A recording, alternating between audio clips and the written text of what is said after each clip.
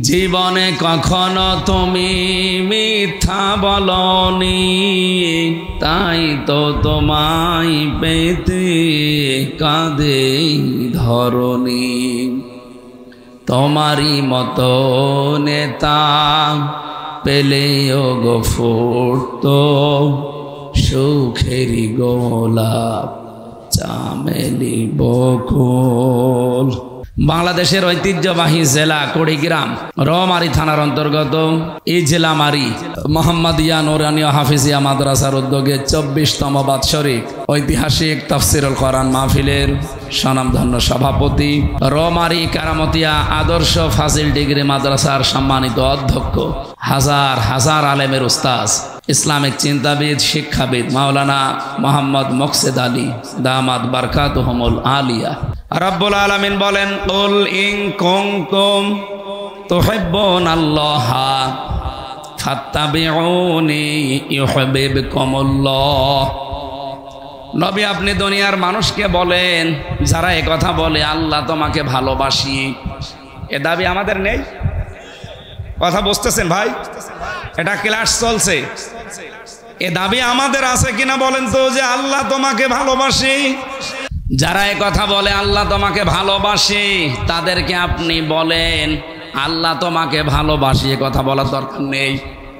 আমাকে যদি কেউ ভালোবাসার প্রমাণ দিতে চায়, সে যেন আপনার অনুসরণ করে। আমি কোরআন শরীফ ছেড়ে দিলাম আপনার কাছে।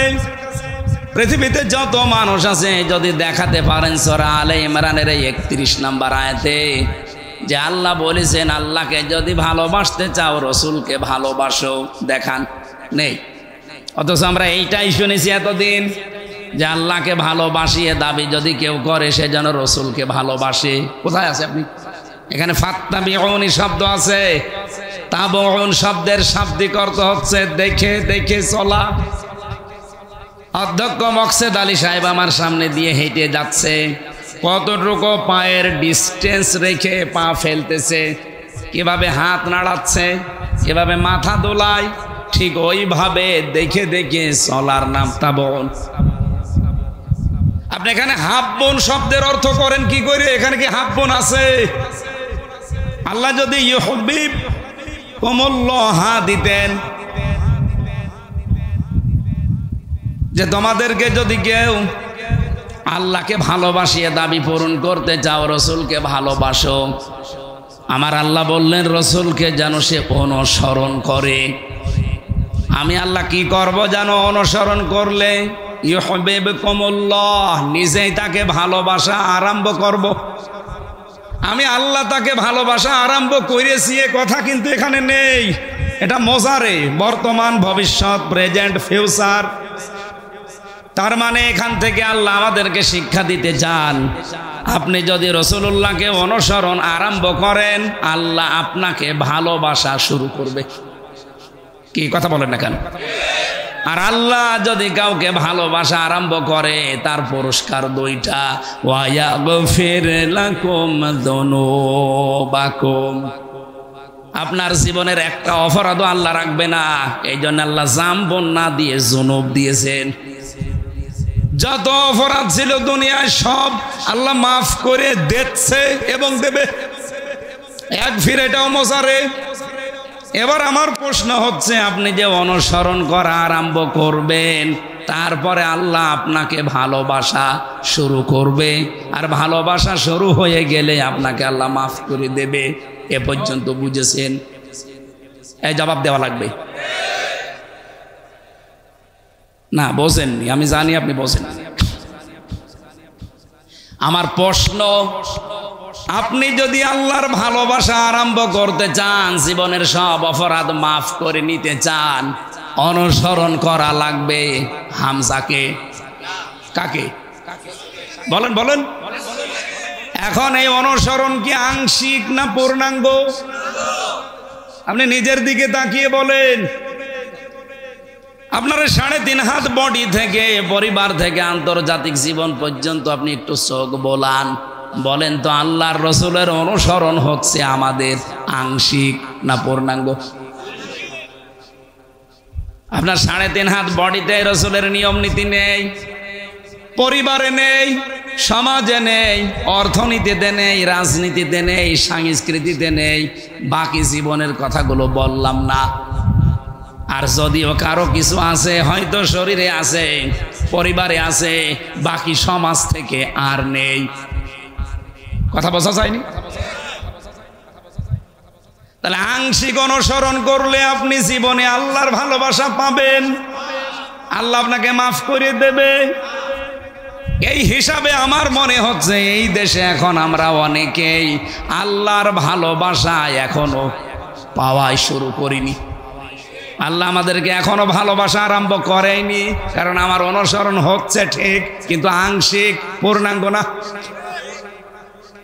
এই পৃথিবীতে বহু মানুষের জীবনী আমি পড়েছি, তারা আল্লাহর রাসূলকে অনুসরণও করেছে, ভালোবেসেছে, কিন্তু আংশিক। নবীজির ভালোবাসা তাদের ছিল, অনুসরণও ছিল, কিন্তু আংশিক, পূর্ণাঙ্গ না। এই জন্য আল্লাহ তাদেরকে ভালোবাসে নাই, মাফও করে নাই। তারা সব জাহান্নামী। আবু লাহাব, আবু তালেব। আপনি কি মনে করেন তারা রাসূলকে ভালোবাসতো না? আপনি আবু তালেবের জীবনী পড়ে দেখেন, নিজের ছেলে আলীর চাইতে নবীজি মুহাম্মদুর রাসূলুল্লাহকেও ভালোবাসতো বেশি। এমনকি মুহাম্মদুর রাসূলুল্লাহকে বলেছিল, তোমার ধর্ম তুমি প্রচার করো, যত বাধা আছে আমি দেখব। যদিও লোকটা মুশরিক।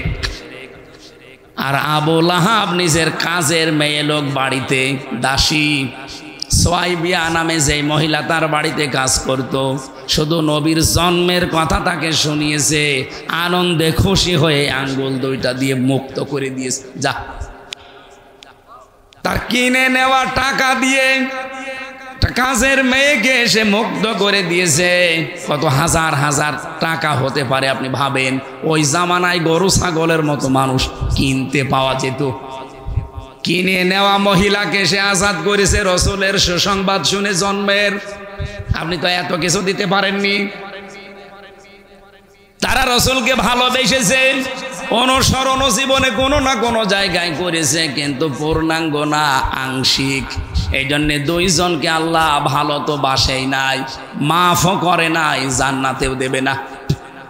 সিস্টেম অপর পৃষ্ঠায় দেখুন, আরো দুইজন চাচার জীবনী পড়েছি, হযরতে আমির হামজা, হযরত আব্বাস রিদওয়ানুল্লাহি তাআলা আলাইহিম আজমাইন। এই দুইজন চাচা নবীকে ভালোবাসতো জান প্রাণ দিয়ে, এবং অনুসরণও করেছে পূর্ণাঙ্গ। এজন্য আল্লাহ এই দুইজন চাচাকেও ভালোবেসেছেন এবং তাদেরকে মাফও করে দিয়েছেন। তাদের নামে কোরআনের আয়াত নাযিল হয়েছে, রাদিয়াল্লাহু আনহুম ওয়া রাদু আন। আল্লাহ যেমন তাদের উপরে খুশি, তারাও আমার আল্লাহর উপরে খুশি ছিল। জোরে বলেন সুবহানাল্লাহ। ও কুড়িগ্রামবাসী, বড় ভালোবাসি আপনাদেরকে। নিজের বিবেকের সাথে এখনই মিলিয়ে সিদ্ধান্ত নেওয়া লাগবে যে আজকে থেকে আমার অনুসরণ হবে শুধুমাত্র আংশিক না, পূর্ণাঙ্গ। কথা বলেন না কেন? যেই রাসূলের কথা মতো, নির্দেশ মতো দাড়ি রেখেছি, যার কথা মতো, নির্দেশ মতো দস্তরখানা বিছিয়ে খাবার খাই, তার নির্দেশ মতো আমি রাজনীতি করলেও ইসলাম দিয়ে করব। এটা শুধুমাত্র এই সামিয়ানা পর্যন্ত শেষ। রবিউল আউয়াল মাস এসেছে, চলেও যাচ্ছে, কিন্তু এই শিক্ষাগুলো আমাদেরকে দিতে এসেছিল যে রাসূলকে আংশিক অনুসরণ করবা না, শুধু ভালোবাসায় গদগদ হয়ে জিলাপি আর খিচুড়ি খেয়ে শেষ করে দিবা না, তা অনুসরণের সিদ্ধান্ত নিয়ে মাঠে নেমে পড়ো। আপনি যদি পূর্ণাঙ্গ সিদ্ধান্ত নিতে না পারেন, আল্লাহর কসম, আল্লাহ আপনাকে এখনো ভালোবাসা কিন্তু শুরু করেনি। কারণ এখানে আল্লাহ মাজি দেয়নি, অতীতের শব্দ দেয়নি, পাস্ট দেয়নি, দিয়েছে মোজারে, বর্তমান, ভবিষ্যৎ, প্রেজেন্ট, ফিউচার। যখন আপনি আরম্ভ করবেন তখন আল্লাহ শুরু করবে।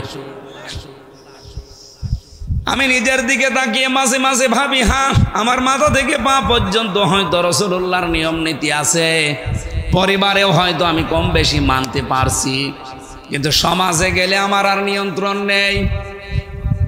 অর্থনীতিতে গেলে আমি আর পারছি না, সমাজনীতিতে গেলে আর পারছি না, রাজনীতিতে গেলে আমি আর পারি না। অথচ আমি ভরসা করে বসে আছি। আল্লাহ যখন বানিয়েছে, কালেমা যখন পড়েছি, জান্নাত একদিন যাবই। আল কাজ্জিসু মান দানা নাফসাহু ওয়া আমিলা লিমা বাদাল মাউতি ওয়ালা আজিজু মান আতবা নাফসাহু হাওয়াহা ওয়া তামান্না আলাল্লাহ। রাহু তিরমিজি। হযরতে আনাস থেকে বর্ণিত, বিশ্বনবী জানিয়েছেন, ওই লোকটাই তো বুদ্ধিমান যে আখেরাতের জন্য কাজ করে আর ভরসা করে আল্লাহর প্রতি। নির্বোধ বোকা ওই লোকটা যার আখেরাতের কোনো চিন্তা ভাবনা নেই, কাজ নেই, আন্দাজে ভরসা করে আছে আল্লাহর উপরে। এ দেশে নেই এরকম মানুষ। আর খালি বিশ্বাসী, এই যে কালেমা যখন পড়েছি জান্নাত একদিন যাবই। কে বলেছে আপনাকে? যে হাদিসটা শুনে আমরা অনেকে আশায় বুক বেঁধে আছি যে মান ক্বালা লা ইলাহা ইল্লাল্লাহ ফাদাখালাল জান্নাহ। কোনদিন হাদিসের ব্যাখ্যাটা দেখেছেন? নবীজি কি বলতে চাই? আল্লাহর নবী বলেন, যে ব্যক্তি লা ইলাহা ইল্লাল্লাহ বলবে সে জান্নাতে চলবে। না চলে গেছে? না না, দাখলা এটা মাসি অতীতের শব্দ, পাস্ট এটা। কিন্তু আমি এ পর্যন্ত না, আমার শব্দ হচ্ছে এখানে ফাটা। এ ফা যদি নবীজি না দিতেন, আমি ওই হাদিস দিয়ে ওয়াজ করে এখনই সব জান্নাতে পৌঁছে দিতাম যে লা ইলাহা ইল্লাল্লাহ যে ব্যক্তি পড়বে সে জান্নাতে চলে গেছে। ফাটা দিয়ে আমিও ঝামেলায় আছি। হযরত ওমর জিজ্ঞাসা করেছিলেন, ইয়া রাসূলুল্লাহ, এই কথাকে আপনি বলেছেন মান ক্বালা লা ইলাহা ইল্লাল্লাহ ফাদাখালাল জান্নাহ। নবীজি বললেন, নাম, হ্যাঁ আমি বলেছি। বিশ্ব নবীকে হযরত ওমর ওই দিনই জিজ্ঞাসা করেছিলেন, হে নবী, আপনি তো লা ইলাহা ইল্লাল্লাহ দাখালাল জান্নাহ বলতে পারতেন, ফাদাখালা বললেন কেন? এ ফাটা কি? ওই দিনই নবীজি সাহাবায়ে কেরামের সামনে তিনি ব্যাখ্যা দিয়েছেন, এই ফা মানে আইয়ুহাসিরা মা হারামাল্লাহ। ফায়ের ব্যাখ্যা হচ্ছে পৃথিবীতে যে ব্যক্তি লা ইলাহা ইল্লাল্লাহ পড়েছে আর এর ভেতরে যে হালাল বস্তুগুলো আছে আঁকড়িয়ে ধরে আর হারাম যা আছে ছেড়ে দেয়, এই লোকটাই জান্নাতে চলে গেছে। আপনি লা ইলাহা ইল্লাল্লাহ পড়বেন, এদিকে আবার সুদের সাথে কাজ কারবার। লা ইলাহা ইল্লাল্লাহ পড়বেন, আপনার মেয়ে আপনার বেটার বউ চলে বেপরদায়, আপনি লা ইলাহা ইল্লাল্লাহর হারাম কাজ মানেন। নিজের কথার সাথে আপনি নিজেই ধোঁকাবাজি করছেন। এখানে লা ইলাহা ইল্লাল্লাহ বলার পরে জান্নাতে মাস্ট বি আপনি যাবেন যদি এর উপরে টিকে থাকতে পারেন। আর আমার মনে হয় সেই টিকে থাকার পরিবেশ অনেকে আমরা চেষ্টা করলেও পারি না, কারণ বাংলাদেশে সে পরিবেশ নেই। এক কথা বলেন এখানে, এই 54 বছর চলছে, আজও আপনি 100 ভাগ টিকে থাকার চেষ্টা করলেও পারবেন না। এই যে টুপিটা দেখতে মনে হচ্ছে খুব সুন্দর, মাথায় দিয়েছি ভালোই লাগে, কিন্তু এর ভেতরে সুদ আছে। এখন যদি বলেন হুজুর আপনার টুপিতে সুদ, দালার ওয়াজ শুনে গর্ব কি বাড়ি চলে গেলাম। আমি সুদের টাকা দিয়ে টুপিটা কিনি নাই। এই টুপিটা যে ফ্যাক্টরিতে তৈরি হয়েছে, ওই ফ্যাক্টরির মালিক ব্যাংকের কাছ থেকে লোন নিয়েছে, আর ব্যাংক তো লোন এমনি এমনি দিয়ে দেয়। বলেন বলেন, আমি ডাইরেক্ট সুদ যদি নাও খাই, ইনডাইরেক্ট খাচ্ছি। এইতে আমার মনে হয় এদেশে যদি ফেরেশতা জিবরাইল এসে বাস করে, তারও যে অর্থনৈতিক অবস্থা আমাদের দেশে সুদ ভিত্তিক, তারও সুদের সাথে কারবার করা লাগবে। আমরা তো এইটাই পাল্টাতে চাই, যেখানে 1 টাকা সুদ খেলে মায়ের সাথে 33 বার জেনা করার গুনাহ হয়, সেই সিস্টেমটা 54 বছরে আমরা পাল্টাতে পারলাম না। মাওলানা সাইদি সাহেব 50-60 বছর একাধারে ওয়াজ করে গেছে, সুদ বন্ধ হয়েছে। বলেন বলেন, সুদ বন্ধ হতো যদি আল্লামা সাইদির মতো 151 জন কোরআন বুকে নিয়ে সংসদে ঢুকতে পারত। সুদ বন্ধ হতো, সুদের বাপ বন্ধ হতো। বলে সুদ ছাড়া ব্যাংক চলে না, চলে না মানে সৌদি আরবে চলছে না, মালয়েশিয়া চলছে না, ইসলামী দেশগুলোতে যে দেখেন, আফগানিস্তানে যান, সুদ ছাড়া যে ব্যাংক চলে তার প্রমাণ পৃথিবীতে আছে। আপনি চালাতে পারেন না, তার কারণ হচ্ছে আপনার অর্থনীতি সুদ দিয়ে ভরা। এদেশে যদি সত্যি এবার 151 জন এমপি কোরআনে কারিম বুকে নিয়ে যেতে পারে, সংসদের প্রথম অধিবেশনে তারা নামাজ এবং যাকাতের বিল আনবে। কুড়িগ্রাম সহ বাংলাদেশের 64 জেলাতে আমির হামজারে আর কোনদিন ভাই নামাজ পড়ো সলিমদ্দি এ কথা বলা লাগবে না। সলিমদ্দি নামাজ পড়বে, ওর বাপ দাদাও পড়বে। যাকাত মানুষ নিজের দায়িত্ব নিয়ে দিয়ে আসবে, নয়তো ওর পরের দিন মামলা হবে। ভালো ভালো কাজগুলো তারা আইন পাশ করে জারি করা হবে, অন্যায় কাজগুলো, অবৈধ কাজগুলো আইন পাশ করে বন্ধ করে দেওয়া হবে। তখন ওসি সাহেবদের মতো যারা আছে 8 ঘন্টার পরিবর্তে 16 ঘন্টা ডিউটি আর করা লাগবে না। 8 ঘন্টার ডিউটি আমার মনে হয় কমে 4 ঘন্টা হয়ে যাবে। খলিফাতুল মুসলিমিন হযরতে ওমর, তিনি প্রধান বিচারপতি। হযরতে আবু বকর সিদ্দিক হচ্ছে দেশের দায়িত্বে রাষ্ট্রপতি। 1 বছর পার হয়ে গেছে, কেউ একটা মামলা নিয়ে আসে না। একটা কেস করবে যে ওনার কাছে না, কেউ আসে না, কোনো বিচার নেই। হযরত ওমর যে বললেন, আবু বকর সিদ্দিক আপনি তো দেশের দায়িত্বে আছেন, আমিরুল মুমিনিন, খলিফাতুল মুসলিমিন, এক কাজ করেন, প্রধান বিচারপতির যে পদটা আছে এটা বাদ দিয়ে দেন, কারণ বেকার বেকার আমারে ভাতা দিয়ে বেতন দিয়ে কোনো লাভ নেই। কেন? 1 বছর আমি দায়িত্বে আছি, এই 12টা মাসের ভেতরে একটা মামলা আমি পাইনি, তে আমি কি বিচার করব? কেউ আসেও না, আমার মামলাও নেই, খালি আমি বসে থাকি। হযরতে আবু বকর বললেন, ওমর একটা বারের জন্য কি চিন্তা হয় না তোমার যে 1 বছর তোমার কাছে কোনো মামলা আসলো না কেন? উনি বলছে, হ্যাঁ আমি চিন্তা করে দেখেছি, যে এই দেশের দায়িত্বশীল মানুষটা এত সৎ।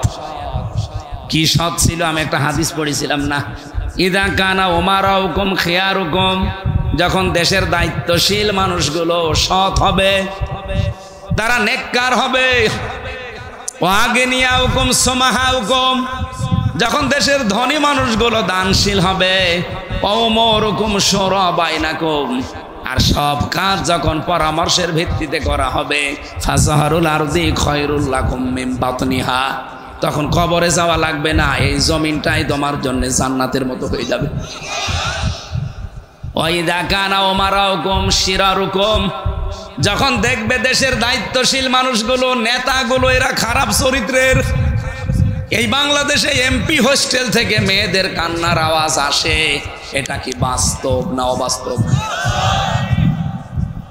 ওয়াগনিয়াউকুম বুখালাউকুম, দেশের ধনী মানুষগুলো যখন কৃপণ হয়ে যাবে, ওয়াউমুরুকুম ইলা নিসাইকুম, যখন দেশের সব কাজ মেয়েদের পরামর্শের ভিত্তিতে করা হবে, আস্তাকান রান্নাঘর থেকে সংসদ পর্যন্ত মেয়েদের পরামর্শের বাইরে আপনি কিছু করতেই পারেন না। আমি নিচে নামলাম না, ফাবাতনুল আরদি খায়রুল লাকুম মিন যহরিহা, তখন নবীজি বলেন যে কবরে চলে যেও, দুনিয়ায় থাকার দরকার নেই, কারণ এই দুনিয়ার জমিনটার চাইতে কবরের জমিন তোমার জন্য নিরাপদ। আমার তো মনে হচ্ছে সেই সময়ের ভেতরে আমরা আছি। কথা বলে না কেন?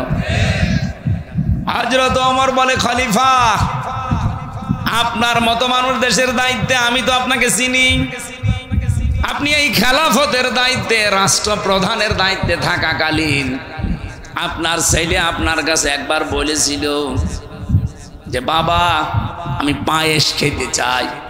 দেশের প্রধানমন্ত্রীর ছেলে বলছে, বাবা আমি পায়েস খেতে চাই।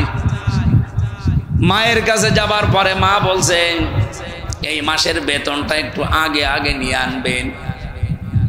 এই মাসে তো আমাদের বেতন দেবে মনে করেন 12,000 টাকা, এই ভাতার টাকাটা আগে থেকে নিয়ে আসেন, আগামী মাসে নেওয়া লাগবে না, অন্তত একটা আশা করেছে ছেলে তারে খেতে দেওয়া লাগবে। অনেক বলছে আমি একটু বলে দেখি। অর্থমন্ত্রী যিনি ছিলেন তার কাছে যে বললেন, আমাকে আগামী মাসে তো বেতন দেবেন, ওই 12,000 টাকা মনে করেন আমারে আগে দিয়ে দেন, আগামী মাসে আমারে টাকা দেওয়া লাগবে না। অর্থমন্ত্রী ওই রকম ডাক দিয়ে বলছে, খলিফা টাকা আমি দিতে পারি, কিন্তু আপনাকে লিখে দেওয়া লাগবে যে আগামী 1 মাস আপনি দুনিয়ায় বেঁচে থাকবেন। আগামী 1টা মাস আপনাকে এই চেয়ারে জনগণ বসাইয়া রাখবে, এইটা আপনি লিখে দেন তো দেখি, তারপরে আগামী 1 মাসের বেতন দেব। হযরত ওমর বসে বেতন লাগবে না। বাড়িতে যে বলছে স্ত্রী, এই বলেছিলাম স্বভাব পেয়েছি, এই পায়েস খাওয়া লাগবে না। আমার মনে হয় বাংলাদেশে কোনো একটা মেম্বারও পাওয়া যাবে এরকম, বলেন। আর আমি নিজে চিল্লাচ্ছি মানে আমিও কি ওইরকম? হযরত ওমর, হযরত আবু বকরের স্ত্রী উম্মে রোমানা রাদিয়াল্লাহু তাআলা আনহা, তিনি ঠিক 15 দিন পরে পায়েস রান্না করে ছেলেকে আর স্বামীকে দিয়েছেন। ছেলে তো খাওয়া আরম্ভ করেছে। হযরত আবু বকর স্ত্রীকে বললেন, দাঁড়াও, কোথায় পেলে তুমি? আমি তো টাকা এনে দেইনি।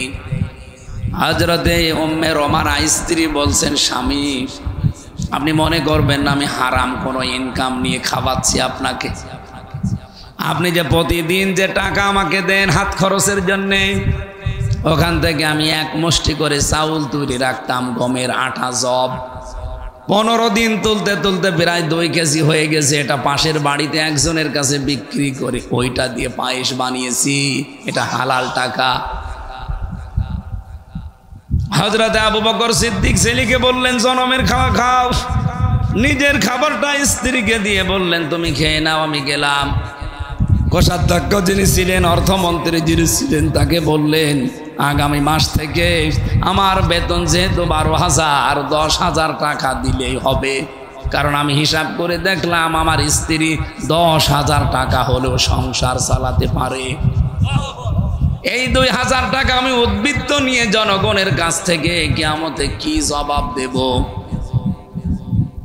হযরত ওমর বললেন, খলিফা আপনার চরিত্র তো আমি জানি, আপনি কোন পর্যায়ের মানুষ। আপনার মতো মানুষ দেশের দায়িত্বে আছে। আমার মনে হয় এটা শুধু ইতিহাসের পাতায়, হাদিসের পাতায় পড়েছি, এই বাংলাদেশে আমরা নিজের চোখেও দেখেছি। মাওলানা মতিয়ার রহমান নিজামী এর জ্বলন্ত প্রমাণ। একজন মন্ত্রী, আপনি বসেন,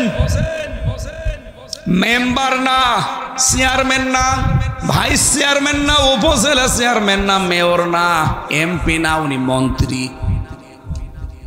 অথচ এখনো পর্যন্ত পাবনায় যে দেখেন ওনার বাড়িটা চারিদিকে মাটির দেওয়াল দেওয়া, উপরে টিন দেওয়া। আমার কুষ্টিয়া মিরপুর ভেড়ামারার জামাত নমিনি যাকে বানিয়েছে, জনাব আব্দুল গফুর, আল্লাহরে বান্দা, ধনী মানুষের সন্তান, ইসলামী আন্দোলন করতে করতে আল্লাহরে বান্দা এখন একেবারে প্রায় নিঃস্ব হয়ে গেছে। একটা বাড়ি আছে মিরপুরে, কুষ্টিয়ায়, বাড়িটা যে রং করবে সেই টাকাটাও তার নেই, অথচ উনি এমপি নমিনি। উপজেলা চেয়ারম্যান ছিলেন 3 বার, ইউনিয়ন চেয়ারম্যান ছিলেন 3 বার, মেম্বার ছিলেন 3 বার। কত হয়? আরে ভাই, একবার মেম্বার হলেই তো তার 10 বছর কিছু করা লাগে না, আর সে 5 নং 45 বছর একাধারে জনগণের প্রতিনিধি। বাড়িতে রং করবে, সে টাকা নেই। ইয়ানত আমার কাছে নাই জেলা 15,000 টাকা, আর ওনার কাছে নাই 150 টাকা। একটা উপজেলা চেয়ারম্যান একবার হলে যে বাজেট আসে, আমি তো নিজে এই সমস্ত বিষয়গুলো একটু হ্যান্ডেলিং করে দেখেছি তাদের সাথে। জীবনে কিচ্ছু করা লাগে না, আর একবার হয়ে গেলেই হাজার হাজার লক্ষ লক্ষ টাকা বাজেট আসে। তার মাধ্যমে একটা ব্রিজ যদি মেরে দেয়, আল্লাহু আকবার।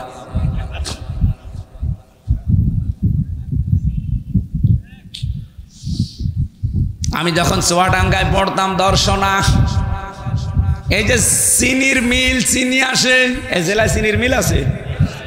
নেই, দেওয়ানগঞ্জ আছে। সবচাইতে বড় চিনির মিল এই বাংলাদেশে চুয়াডাঙ্গার দর্শনা কেরুস মিল। এত বড় বিশাল মিল আজ পর্যন্ত কোনোদিন লাভের মুখ চোখে দেখেনি। প্রতি বছরে লস হয়। শুধু একবার লাভ হয়েছিল, যেবার শিল্পমন্ত্রী ছিল মাওলানা নিজামী।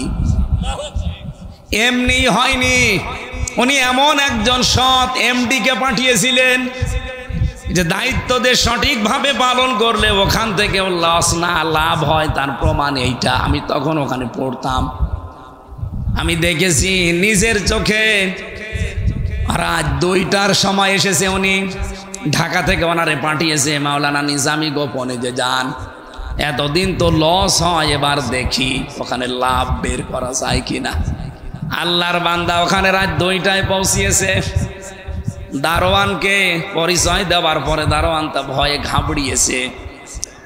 দারোয়ানকে বলছে তোমার ডিউটি কয়টা পর্যন্ত? এই কয়টা। ঠিক আছে, তোমার পোশাকটা একটু খুলে দাও।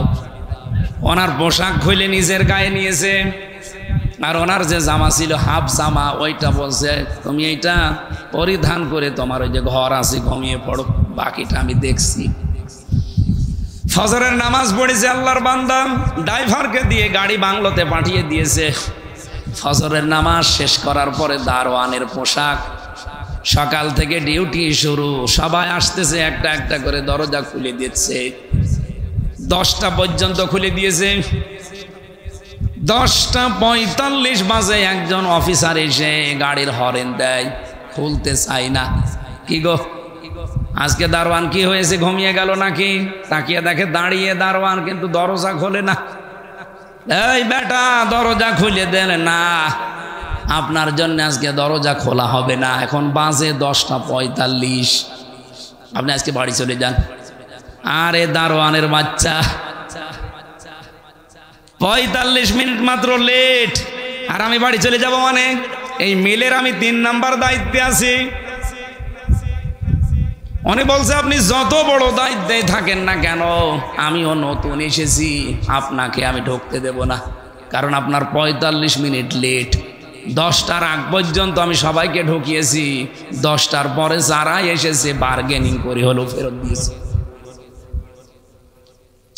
বাবা মা তুলে যখন কথাবার্তা আরম্ভ করেছে, বলছে ঠিক আছে স্যার আপনি যান।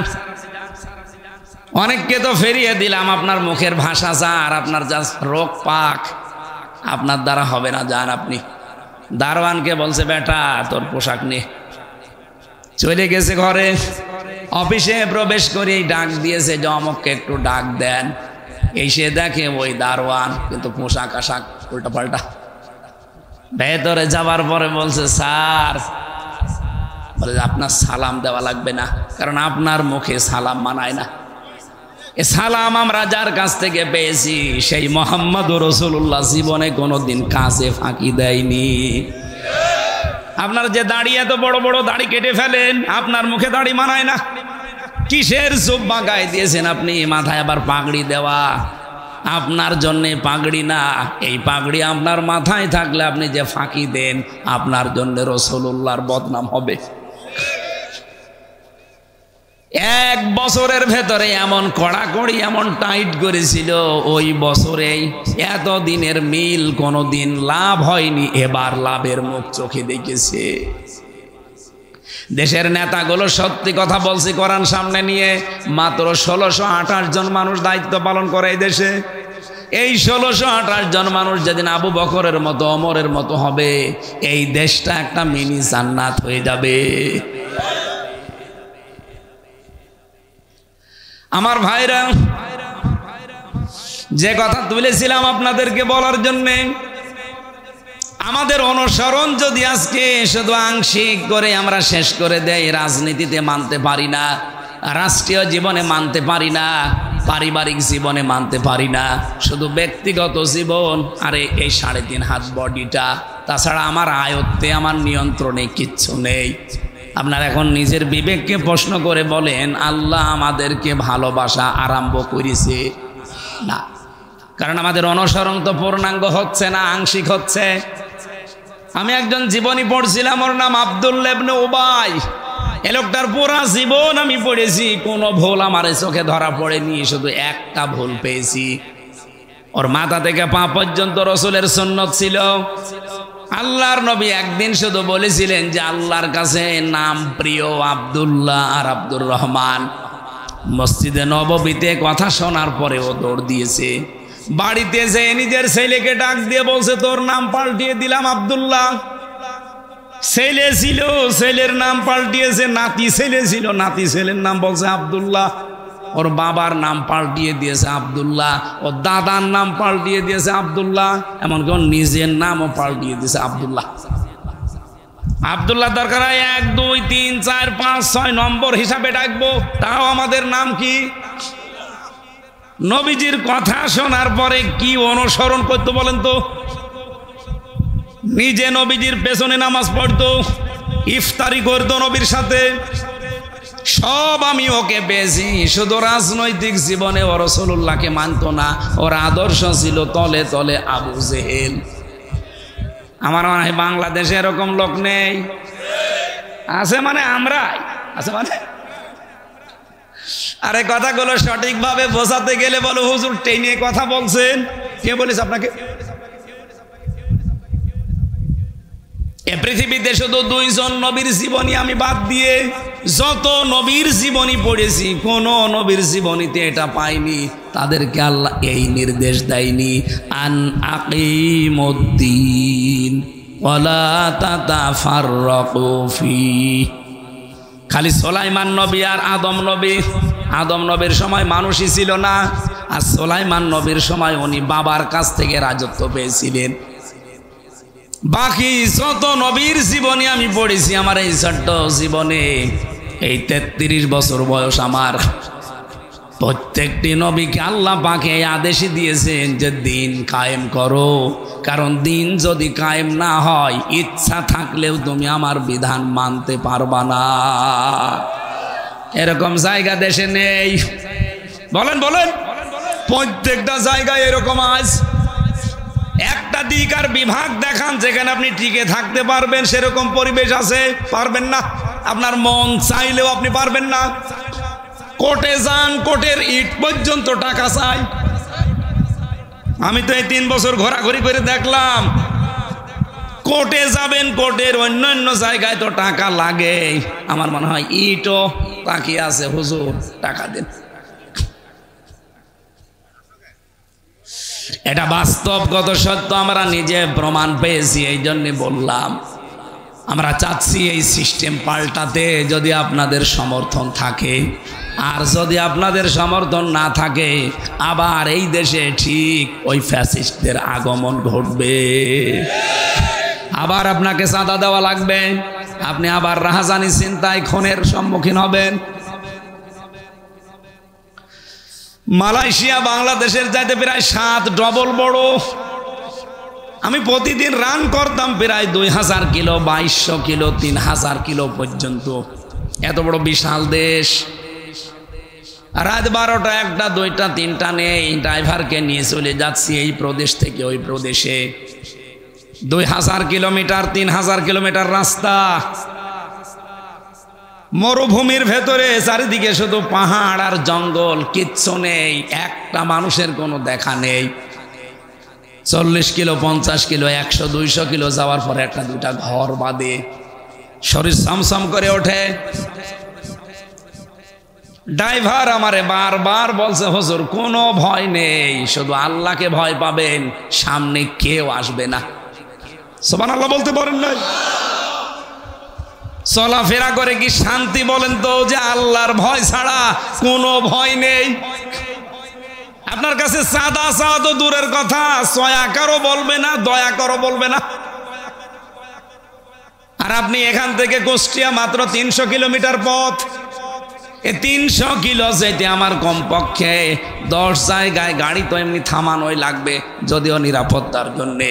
বাকি যদি আল্লাহর কোনো ওলি ধরে, আমার কর্ম শেষ। ওনারা ধরলে তো চা খাওয়ার জন্য অন্তত 500-1000 টাকা দিলে ছাড় পাবো। আর যদি ওরা ধরে,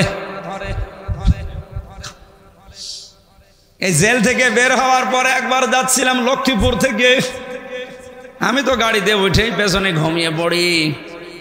হঠাৎ দেখি ড্রাইভার আমারে ডাকতেছে, হুজুর রাস্তায় গাছ ফেলা। ওঠার পরে কাঁচ খুলে দিলাম, মুখ বাঁধা, শুধু চোখ দেখা যাচ্ছে কালো কাপড় দিয়ে, এত বড় বড় ছুরি। আমার দিকে তাকিয়ে বলছে, হুজুর আপনার টাকাও নেব, আল্লাহ মাফ করবে। আরে শয়তান, তাড়াতাড়ি এত বড় ছুরি, যা ছিল সব দিয়েছি। আমারে বলছে, হুজুর এত দূর কুষ্টিয়ায় বাড়ি যাবেন, তেলের টাকা মাকা আছে? বললাম না, সবই দিয়েছি। কিছু টাকা বের করে বলছে তেল কিনে নিয়ে যান, কাজে লাগবে। 1-2 কিলো আসার পরে ড্রাইভার বলছে, হুজুর ডাকাইতে ধরলো, তাতে কি? ডাকাত হলেও ইমানদার ডাকাত।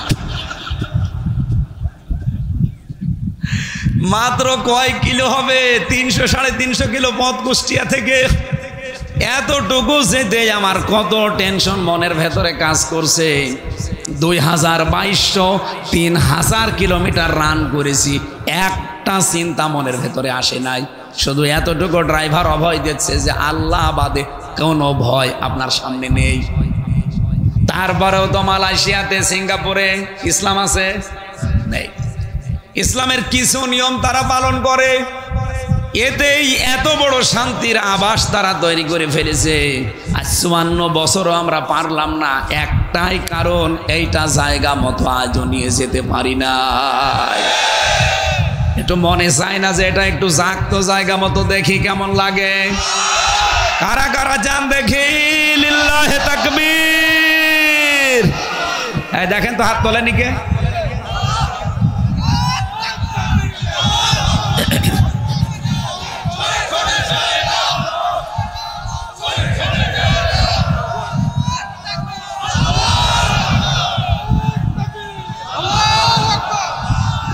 আলহামদুলিল্লাহ ভাই, নবীজিকে এই রবিউল আউয়াল মাসে শুধু আংশিক না, এই আব্দুল্লাহ ইবনে উবাইয়ের মতো না, পূর্ণাঙ্গ অনুসরণ করে নবীর সাথে জান্নাতে যেতে চাই ইনশাআল্লাহ। আমার আজকের আলোচনার বিষয় কি বলেছিলাম মনে আছে? সাবধান, কার আদর্শ অনুসরণ করছে। এবার আসেন সূরা আরাফ থেকে, নাকি চলে যাবেন? বেশি হয়ে গেল নাকি? সূরা আরাফ তাফসির করতে হলে উসুলে তাফসিরের মূল নীতি আছে 15টা। যারা মুফাসসির এখানে আছে, যারা তাফসির পড়ায়, এর 15টার ভেতরে 13 নাম্বার একটা কায়দা আছে যে কোনো আয়াত থেকে তাফসির করতে হলে তার আগের আয়াত পরের আয়াতের সাথে সম্পর্ক কি, এটা আপনাকে আগে জানা লাগবে। এটা মূল নীতির ভেতরে পড়ে। 2 নম্বরে, 1 নম্বরে শুদ্ধ তেলাওয়াতের ভেতরে আসি, আমরা পড়েছি। এরপরে মাতৃভাষায় অর্থ, এটা আমরা করব। 3 নম্বরে ঐতিহাসিক প্রেক্ষাপট, শানে নজুল। এরপরে ব্যাখ্যা, ওই আধুনিক ব্যাখ্যা দেওয়া লাগবে, মানধাত আমলের ব্যাখ্যা বাদ, এখন আধুনিক ব্যাখ্যা দেওয়া লাগবে কি দরকারে আয়াত থেকে। একটা একটা করে এভাবে তাফসিরে ফি জিলালিল কোরআন সাজ্জাদ কুতুব রহমাতুল্লাহ আলাইহি প্রায় 15টা দিয়েছেন। তাহলে আমরা দেখি সূরার নামকরণের ভেতরে আছে এটা। সূরার নাম যেহেতু সূরা আরাফ, কি বললাম? আরো জোরে বলেন, আরাফ। এর শাব্দিক অর্থ হচ্ছে পরিচিত হওয়া প্রাচীর। জান্নাতের আর জাহান্নামের মাঝে একটা প্রাচীর দেওয়া থাকবে, ওখানে আল্লাহ কিছু মানুষকে বসিয়ে দেবে। ওরা জান্নাতেও যাবে না, জাহান্নামও যাবে না। এটা 46-47 নাম্বার আয়াতে আছে এই নামকরণের বিষয়গুলো। অবাইনাহুমা হিজাব ওয়া আলাল আরাফি রিজালুন ইয়ারিফুনা বিসীমাহুম ইলা আখির আয়া। রব্বুল আলামিন বলেন, এমন কিছু মানুষকে আমি আরাফ নামক এই প্রাচীরের ওপরে দাঁড় করিয়ে দেব, এরা জান্নাতেও যাচ্ছে না, জাহান্নামেও যাবে না। নবীজি কিন্তু শেষে আর বলেননি যে এই মানুষগুলো যাবে কোথায়। কুড়িগ্রামবাসী আপনার নিজের দিকে এবার তাকিয়ে বলেন তো, আল্লাহ যদি এই প্রাচীরে আমাকে আপনাকে দাঁড় করিয়েই দেয়, জান্নাতও পাবেন না, জাহান্নামেও যাবেন না, ওখানেই বসে থাকা লাগবে। এবার সাহাবী প্রশ্ন করলেন, নবীজি ওরা জান্নাতে যাবে না কেন? বিশ্ব নবী বলেন, একটা মাত্র কারণ, ওদের সব ভালো ছিল, মায়ের সাথে আর বাবার সাথে সম্পর্ক ভালো ছিল না। এরকম সন্তান দেশে নেই? বলেন বলেন। শুধু আছে বলে আপনি শেষ করে দিচ্ছেন না, আমি এর সাথে একমত না। বাংলাদেশের কোনো সন্তান যত খারাপ হোক ও কোনো দিন চাবে না যে বিয়ের পরে আমার মা বাবা আমার থেকে দূরে চলে যাক, আলাদা হয়ে যাক, বৃদ্ধাশ্রমে থাকুক, না, কোনোদিন চায় না। এটা চাওয়ার পেছনে যারা ভূমিকা পালন করে তারা হচ্ছে আপনার বউ। এ এলাকায় মনে হয় এখনো শুরু হয়নি। সম্মানিত মা বোন যারা এসেছেন, আপনারা খালি আমাকে দোষারোপ করেন যে হুজুর আমাদের পেছনেই শুধু লেগে থাকে। আপনাদের ভালোবাসি আমি বেশি। ভালো করে শোনেন, প্রত্যেকটা সন্তান তার মায়ের সাথে বাবার সাথে জড়িয়ে থাকা জিনিসকে বেশি ভালোবাসে। এই জন্য মানুষের স্বভাবই এইটা। আমার এই 33 বছর, এরপরও আমি বাড়িতে গেলে আমার মায়ের আঁচল ধরে থাকি। আমার মার কাছে আমি এই 33 বছরের সারা দেশ পরিচিত আমির হামজা না, আমি সেই ছোট্ট হামজায় আছি। এই কথা বলে না কেন? আপনি দেখেছেন যে 90 বছর মায়ের বয়স, 70 বছর ছেলের বয়স, মায়ের চাইতে ছেলে মাত্র 20 বছরের ছোট। এত বড় মুরব্বী ছেলেকে মা ধরে ছড়াচ্ছে, দেখেননি? এই যে থাপ্পড় মারে মা ছেলেকে, এটা কি আসলে থাপ্পড় না মায়া মহব্বত? এই মায়ের কাছে যত বড় ছেলেই হোক, 70 কেন, ওই ছেলের বয়স যদি 80 বছরও হয়, তাও মনে করবে আমার সেই ছোট্ট মকসেদ আলী আছে।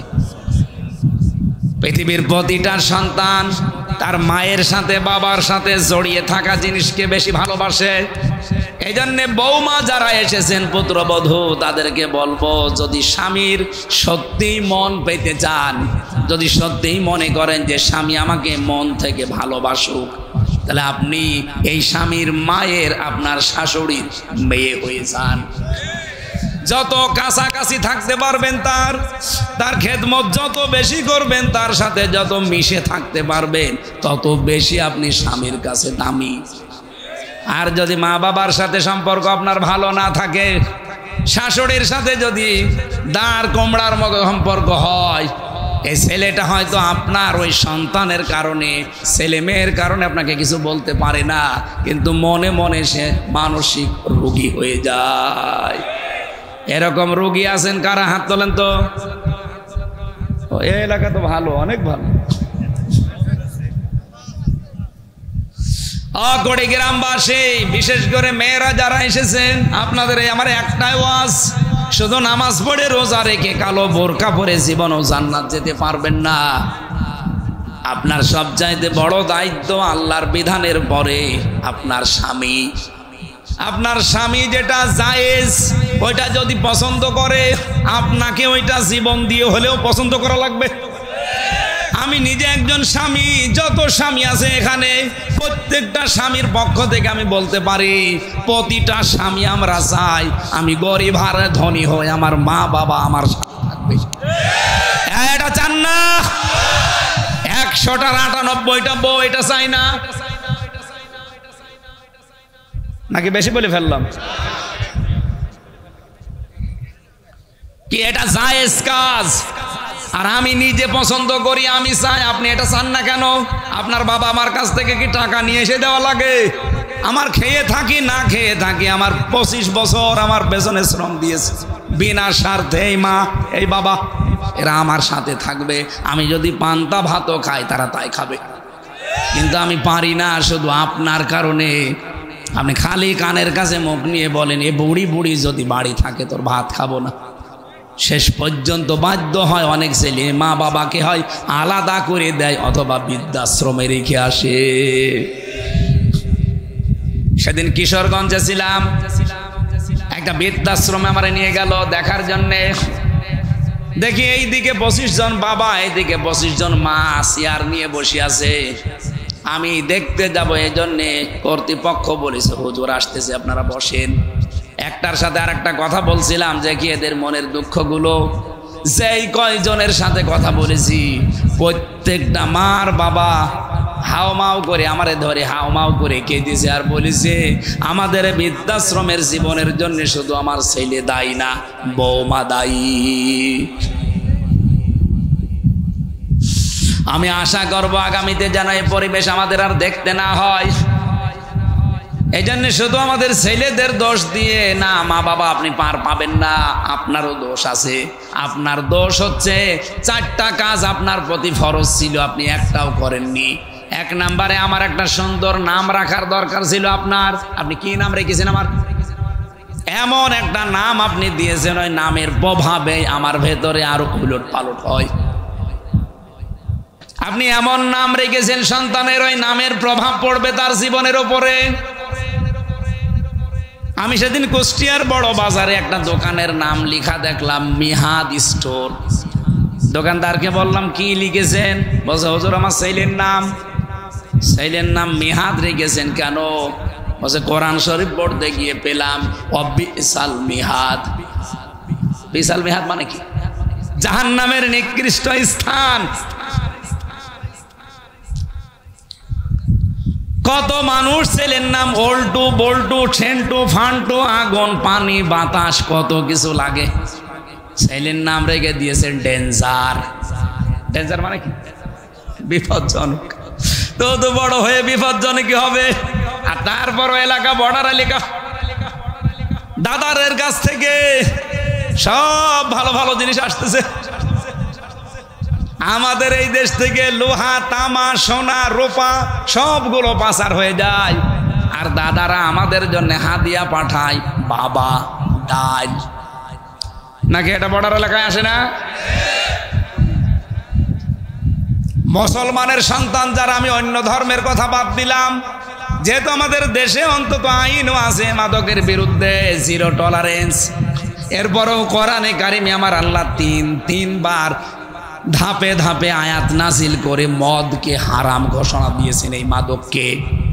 রব্বুল আলামিন জানিয়েছেন, ইয়া আইয়ুহাল্লাযীনা আমানু ইন্নামাল খামরু ওয়াল মাইসিরু ওয়াল আনসাবু ওয়াল আজলামু রিজসুম মিন আমালিশ শাইতান।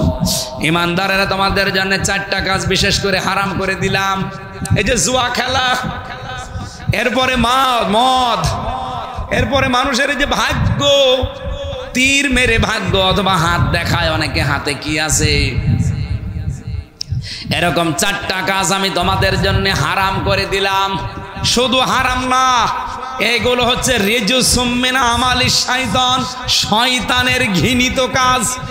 এই মাদক, এটা শয়তান পর্যন্ত ঘৃণা করে। শয়তানও যেটা ঘৃণা করে সেইটা অনেক মুসলমানের ছেলেরা করছে।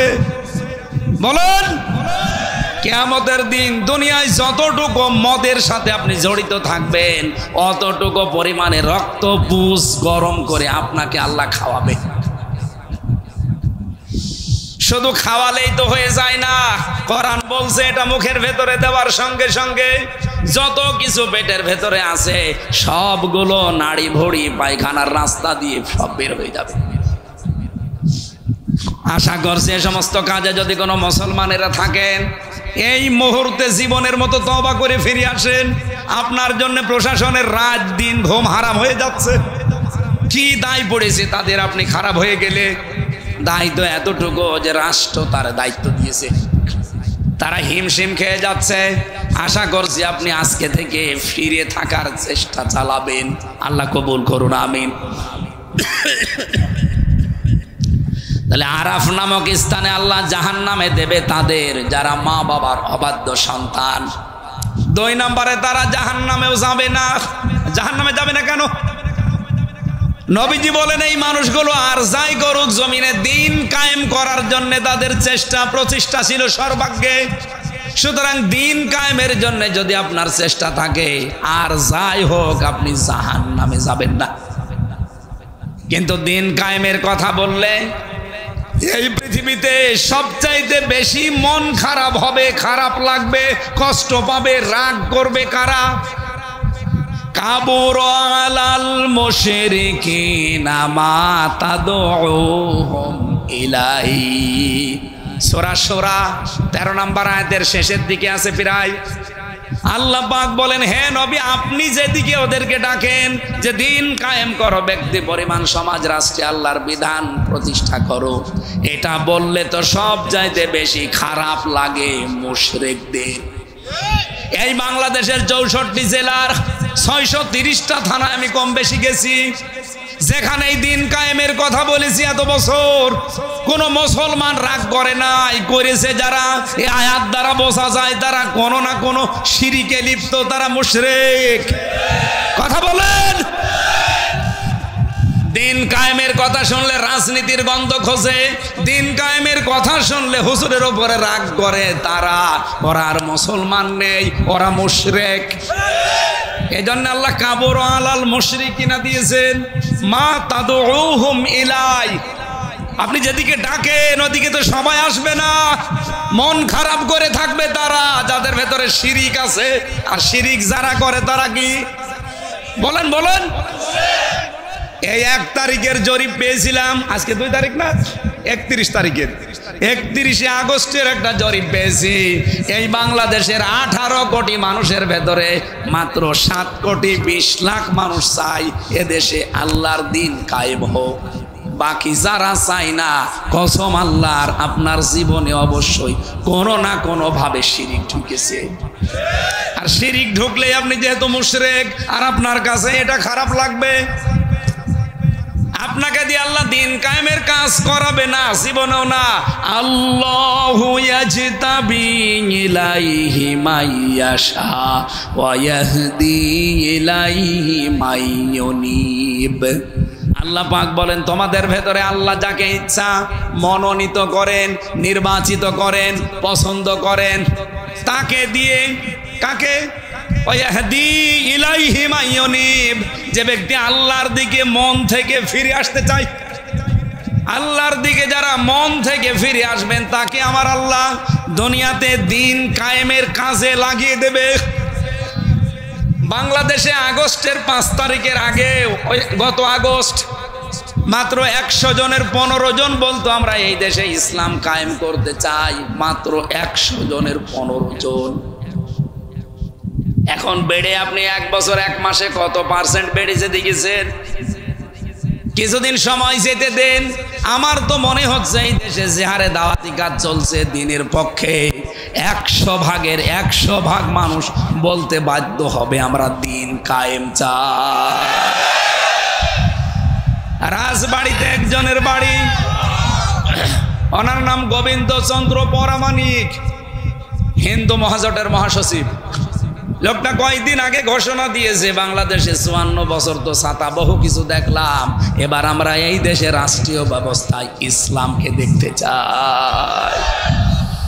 এমনকি সে সরাসরি নাম ধরেই বলেছে যে আমরা জামাত ইসলামীকে দেখতে চাই। তাহলে এই দেশে কোনো সংখ্যালঘু নির্যাতন হবে না। একটা হিন্দু যদি আশায় বুক বেঁধে সামনে এগিয়ে আসতে পারে, আপনার কি হয়েছে? আপনি নামের আগে মুসলমানের মোহাম্মদ লেখেন, আবার আগাও ছোটবেলায় কেটে রেখেছেন। আসেন না একবার দেখি আল্লাহর বিধানটা সংসদে একটু নিয়ে যান। 5 বছর লাগবে না, মাত্র আমি গ্যারান্টি দিলাম 2 বছর যদি এইটা দিয়ে চলে, এই দেশ মিনি জান্নাত হয়ে যাবে। কোনো ভয় থাকবে না আপনার মনের ভেতরে। রব্বুল আলামিন বলেন, ইয়া বানি আদামা, হে বনি আদম সন্তান, ইম্মা ইয়াতিয়ান্নাকুম রাসূলুম মিনকুম, যদি তোমাদের কাছে যে রসুলগুলো এসেছে, ইয়াকুসুনা আলাইকুম আয়াতি, যারা তোমাদের কাছে আমার আয়াতগুলো এভাবে বর্ণনা করে করে শোনায়, বলেন তো এখন কি রসুল দুনিয়ায় আছে? আছে। এই যে রসুলুন দিয়েছেন আল্লাহ, রসুল না দিয়ে রসুল দিয়েছেন বহু বচন। রসুল যদি এখন নাই থাকবে তাহলে রসুলুন দিলেন কেন বহু বচন? রসুল দিতে পারতেন। কিয়ামত পর্যন্ত রসুল আসবে না, নবী আসবে না, কিন্তু নবীর নায়েবে রসুলরা আসবে, তারা আলেম। কথা বলেন না কেন? আল উলামা ওয়ারাসাতুল আম্বিয়া, ওলামারা হচ্ছে আলেমরা নবীর নায়েব, উত্তরাধিকারী, স্থলাভিষিক্ত। এরা যখন ইয়াকুসুনা বর্ণনা করবে তোমাদের সামনে আয়াতি, আমার আয়াতগুলো, এগুলো শোনার পরে তোমাদের ভেতরে যে বা যারা ফামানিত তাকা সংযত হবে, ওয়াসলাহা নিজেদের জীবনকে যারা সংশোধন করে নিতে পারবে, ব্যক্তি পরিবার সমাজ রাষ্ট্রগুলো সংশোধন করবে, ফালা খাউফুন আলাইহিম ওয়ালা হুম ইয়াহজানুন, কোনো ভয় নেই তাদের, কোনো চিন্তা নেই। এই গ্যারান্টি কার? এই গ্যারান্টিটা এবার আমরা দেখতে চাই। বহু মানুষের কথা আমরা শুনেছি কিন্তু কথা মতো কাজ পাইনি। বাবা কথা দিয়েছিল, চাচা কথা দিয়েছিল, স্বামী কথা দিয়েছিল, এক কথা বলেন না কেন? কোরআনের কথায়ও এরকম ভেজাল আছে, আছে। আহ্বান জানাচ্ছি সবাইকে, এটা রেকর্ড হচ্ছে, সারা দেশে যাচ্ছে। এবার একটু আপনি দেখার জন্য হলেও দেখে, একটু টেস্ট করি। আমরা তো গ্যারান্টি দিচ্ছি 5 বছরও লাগবে না। মালয়েশিয়া দাঁড়িয়ে যেতে 21 বছর লেগেছে। 2004 সাল থেকে তারা এভাবে দাঁড়াচ্ছে, এখন 25 সাল। 21 বছরে দেশটা দাঁড়িয়ে গেছে আজ বিশ্বের মানচিত্রে। আর আমরা 54 বছরেও দাঁড়াতে পারি নাই। শুধুমাত্র এই 1628 জন মানুষ ওমরের মতো বানানো দরকার। ইসলাম পন্থে যারা আছে, বিশেষ করে জামাত ইসলামী, আমি বিশ্বাস করি এদের এই 1628 জন মানুষ এরকম যোগ্য এবং সৎ আছে। কথা বলুন। তারা 2টা মন্ত্রী ছিল, 4 আনা দুর্নীতি পাওয়া যায়নি। 2টা মন্ত্রী, 4 আনা দুর্নীতি পাওয়া যায়নি। 350 উপজেলা চেয়ারম্যান ছিল, 1000-এর উপরে তাদের ইউনিয়ন চেয়ারম্যান ছিল, 1500-র উপরে মেম্বার ছিল। এতগুলো মানুষের জীবন সারা বাংলাদেশে আপনি একটু জরিপ চালান, 1 টাকা দুর্নীতি তাদের নেই। সাতক্ষীরার এক চেয়ারম্যান ইউনিয়নের, আমি নিজে দেখেছি, লোকটা 10টা থেকে 4টা পর্যন্ত কাজ করে ইউনিয়নে, আর বিকাল 4টা থেকে রাত 8টা পর্যন্ত তরকারি বিক্রি করে। আপনি আল্লাহর ওলি খোঁজার জন্য চলে যাচ্ছেন আটরশি, আল্লাহর ওলি খোঁজার জন্য চলে যাচ্ছেন বরিশাল, আল্লাহর ওলি খোঁজার জন্য চলে যাচ্ছেন সিলেটে। কে বলেছে? আল্লাহর ওলি তো ওই লোকটা যে তার কর্মজীবনে সঠিক। জামাত ইসলামী বাংলাদেশের যে কোনো দোষ থাকতে পারে, মিথ্যা সত্য মিলিয়ে, কিন্তু এই দোষ এই দেশে কেউ দিতে পারে না যে জামাতের লোক মেরে খায়, এরা চাঁদাবাজি করে। কথা বলা লাগবে, গ্যারান্টি আছে দেশে নেই। শিবিরের ওপরে যে 2টা দোষ দেওয়া হয়েছে, ডাহা মিথ্যা, বলা হয় যে তারা রগ কাটে। 1977 সালে তাদের প্রতিষ্ঠা, এই 25 সাল পর্যন্ত, আজ পর্যন্ত শিবির রগ কেটেছে। আমার দেখা তো নেই, জানাও নেই।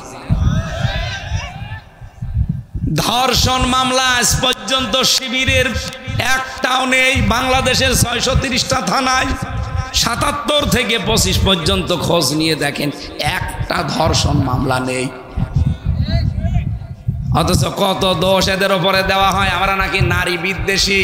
আরে ভাই, এই বাংলাদেশে সবচেয়ে বেশি নারীদেরকে সম্মান দেই আমরা। একজন তো কয়েকদিন আগে ঘোষণা দিয়েছে, আমরা যদি পাশ করি, সামনে হলগুলোতে মেয়েদের হলে ছেলেরা যাবে, দেদারসে কোনো অনুমতিও লাগবে না। একটা কথা হইল।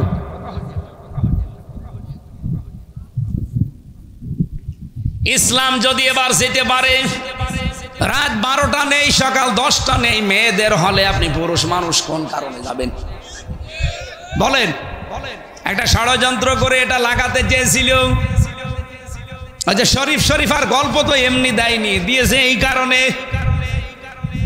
ওইটা যদি সত্যি, আমার মনে হয় হাসিনা যদি না পালাতো এতদিন ওইটা এই দেশে চলতো। সারাদিন একজন বলছে আমি শরীফ, ঠিক আছে, রাত 10টার পরে বলছে আমার কেমন যেন শরীফা লাগছে। ও যতই শরীফা লাগুক, ওর মাল মশলা শরীরে যা আছে জীবনেও শরীফা হবে, ও শরীফই থাকবে।